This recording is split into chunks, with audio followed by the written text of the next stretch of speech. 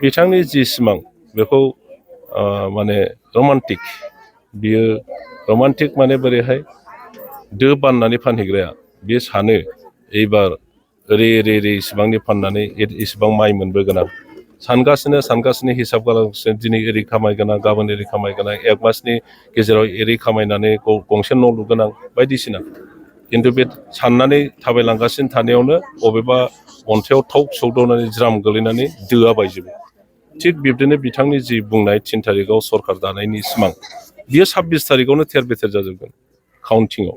जुदि नोंथाङा नैबे देबोरगाव बेयाव जुदि देरहायोब्ला मा खालामनो सानो नोंथाङा रायजोनि थाखाय? डेफिनेटलि देबरगावआव नों नाय दासिमबो फुराना गामि सरलपारायाव कारेन्टआनो गैया। नोंनि बे लुंसुंथिं दासिमबो कारेन्टआनो गैया।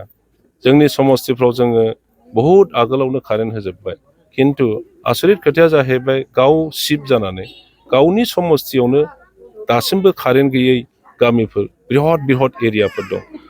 उल्टापानि लाबायन'पुर सरलपारा बिराद एरिया बेवहाय कारेन्ट गैया। लंसुं बहुद गिदिर एरिया बाहाय कारेन्ट गैया आरो बे जायगाया बे समस्तियाव फरेस्टनि हायाव बर' राभा आदिबासि नेपालि राजबंसि सुत्रधर मानसिफोर दङ बिसोरनि एफआरसिनि आन्दाराव 1 बिगाबो हा होलाङाखै।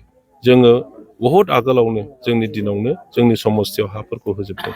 दा बेफोरखौ नुनानै रायजो राजाया मानाव गेदेर हाग्रामा महिलारिखौ जोबोद दुखु मोनदों आरो एइबार बयबो बुंदों जे जोंनो बेखौ नांला एइबार जोङो इउपिपिएलनि ट्रेक्टरसिनाव भट होनानै खाम्फासारखौ देरहाहोगोन होननानै बयबो हारि माहारिनि मानसिफ्रा जातीय संगठनफ्रा दा सिद्धान्तआव फैजोबदों।